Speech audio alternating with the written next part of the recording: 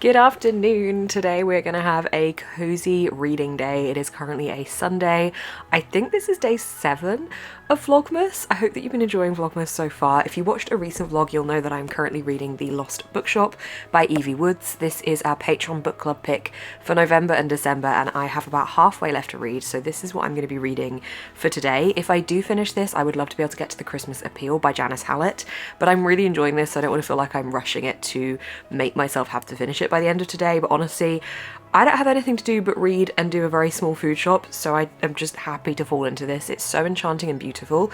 It's about 3 different people who have each had different experiences and different relationships with books, and at the centre of this story is a magical bookshop that seems to disappear without any trace, and it's about how these 3 characters' lives are entwined with this bookshop. Honestly, it's so beautiful, it's so magical. I love books about books, but I especially love books about books where the books referenced are real books that we know of, as opposed to fictional books made just for that book, and this has that, so I'm having a great time with this. So the goal for today is just to sit and read. I am on Patreon reading sprints at the moment as well. I'm going to be on those all day, so I've basically got reading motivation and company for reading all day. If you ever do want to join these, I will leave a link down below. The readathons that I do, which I try and do 1 a month if I can, are available to all tiers, and then we also do weekly reading sprints, which are available to the Hobbiton tier upwards, although at the moment for December all of the sprints that I'm doing are available for all tiers, so from £1 upwards you can access all of the sprints for the whole of December, and then after December any of the readathons as well. So we're on sprints all day today. I also kind of want to do a little bit of a mini reset so that I am ready for the coming weeks ahead, because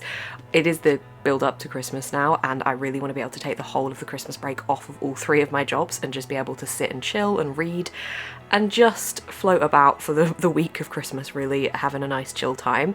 And to do that I need to make sure that I have done as much as possible, so I want to set myself up for a successful week as it is Sunday as well. So that is day 7 of Vlogmas, cozy vlog. I hope you enjoy.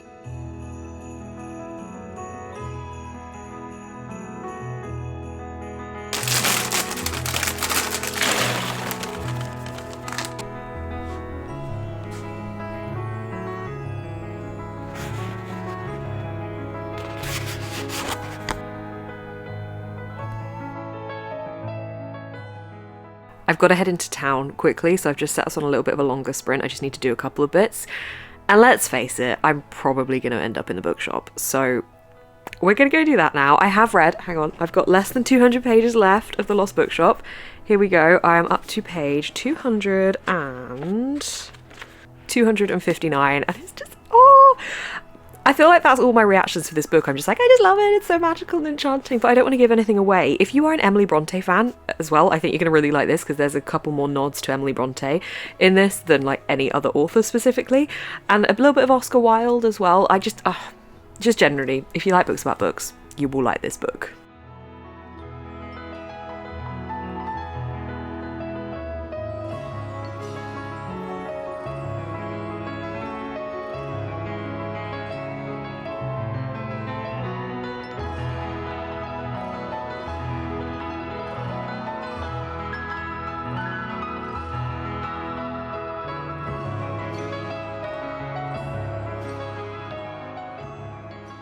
I'm back from town, and yes, I bought books, okay? I have a weakness, and it is buying books. I don't think I've walked into a bookshop recently and not come out with a book, so it's fine. These are the books that I bought. I bought them for a video that I'm going to be doing. They are both WATERSTONES winners for this year. We have got In Memoriam by Alice Wynne. This is the novel of the year, the fiction of the year. It's the something of the year, and it's also the WATERSTONES debut fiction prize winner, but I'm pretty sure that it is their like fiction of the year or something. I need to check, but I got that. And I also got Impossible Creatures, Catherine Rundle, by Catherine Rundle rather. This is the book of the year. Then it's a middle grade with really cool, stenciled edges. Look at them, they're so cool. This one I wasn't too sure about, but the reviews say it's an instant classic, one to place her alongside Lewis Carroll, J.R.R. Tolkien and C.S. Lewis, the most staggering children's book of the year. So I feel like I had to pick it up. In Memoriam, not the kind of thing I would usually pick up at all, but I thought I'd give it a go. I don't normally read war historical novels. It isn't something I normally pick up, but this one, it looks like it's got a lot more other than just being set during the war. So it's in 1914, war feels far away to Henry Gaunt. Sidney Elwood and the rest of their classmates safely ensconced in their idyllic boarding school in the English countryside. At 17, they're too young to enlist, and anyway, Gaunt is busy fighting his own private battle, an all-consuming infatuation with his best friend, the dreamy, poetic Elwood, not having a clue that Elwood is in love with him and always has been. When Gaunt's German mother asks him to enlist in the British Army to protect the family from anti-German attacks, Gaunt signs up, immediately relieved to escape his overwhelming feelings for Elwood. I'm reading this really badly, there was punctuation there. Gaunt signs up immediately, relieved to escape his overwhelming feelings for Elwood. The front is horrific, of course, and though Gaunt tries to dissuade Elwood from following him to battlefield, Elwood soon rushes to join him. Once in the trenches, Elwood and Gaunt find their fleeting moments of solace in each other, but their friends are all dying in front of them, and at any moment they could be next. It's an epic tale of both devastating tragedies of war and the forbidden romance that blooms in its grips. In Memoriam is a breathtaking debut. So I picked that up, and obviously also Impossible Creatures. On the day Christopher Forrester rescues a drowning baby griffin from a hidden lake, his life changes forever. The adventure that awaits him will take him to the Archipelago, a secret unmapped cluster of islands where all the creatures of myth still live side by side with humans. The adventure also brings him Mal, a girl on the run with whom he will transform the destiny of the world. So I'm going to do a reading vlog for both of these because I did one last year, or this year still, for reading Scandart and the Unicorn Thief and Lessons in Chemistry, which were both the award winners from last year. And I thought it would be fun to do it again for 2024. So I bought these. It's productive because it's buying for a video. Also, it's tipping it down outside, so I got a little bit drenched. I bought food for dinner and it is all just soaked through the packaging, so that's fun. I think our sprints are about to be done now, so I'm going to jump back on and do a little bit more reading and hopefully dry off a little bit too. It literally feels like I've only been up for a few hours and yet I'm already drawing the curtains. But my Christmas tree looks pretty, so there's that. The characters in this book, I love them so much. I love the different relationships we're seeing here. We've got some fantastic women supporting women vibes going on, and also one of the characters has just said such a lovely, sweet thing about one of the other characters, and I would just love it if somebody said that about me, and it's so lovely and it's completely captured my heart. I love it.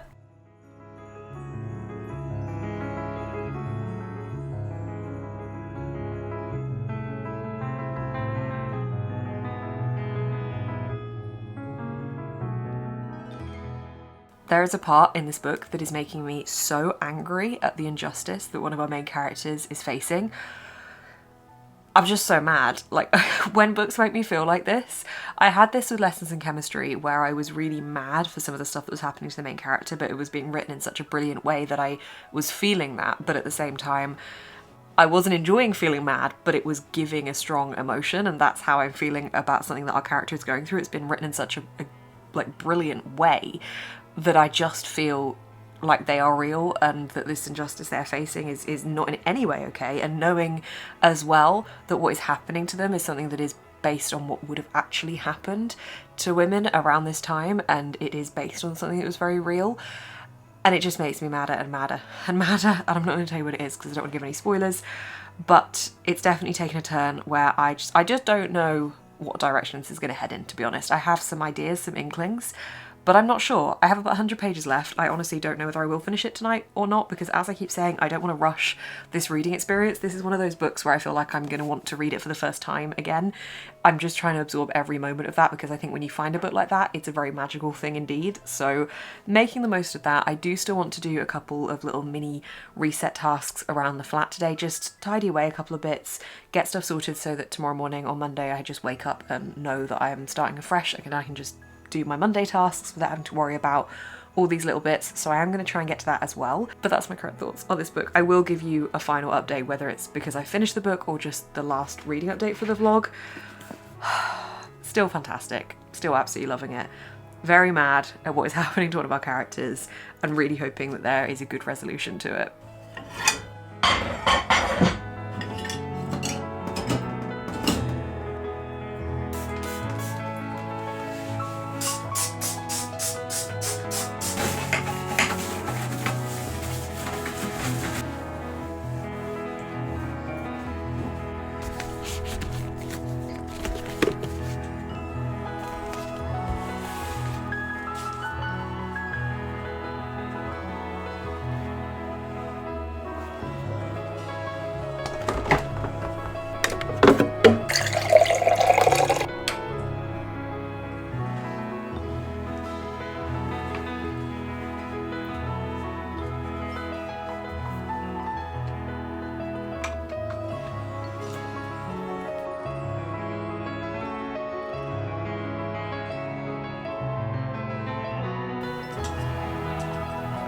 This book is making me so mad at men right now.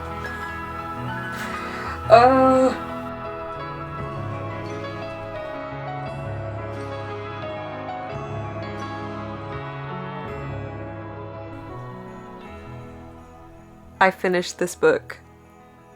Some of my favourite books include The Shadow of the Wind by Carlos Ruiz Zafón, The Storied Life of A.J. Fikry by Gabrielle Zevin, and The Book of the Most Precious Substance by Sarah Gran. And this book I could compare to those in very different ways for each book, but I could definitely draw parallels across them all, especially The Shadow of the Wind and The Book of the Most Precious Substance in the search behind those books. Like, this is a big mystery, and I feel like the blurb doesn't really do it justice. The blurb touches on the idea that there's something drawing all these characters together, but it doesn't really go into the fact that we're looking at this across time, we're looking at it across all of these different huge life events happening for some of these characters, and we are getting this mystery throughout the whole thing, as well as just this story of this hidden bookshop that is kind of magically vanishing. This was beautifully done. I definitely would like to read more from this author. The writing style I absolutely loved. There were some really hard-hitting and emotional parts to this.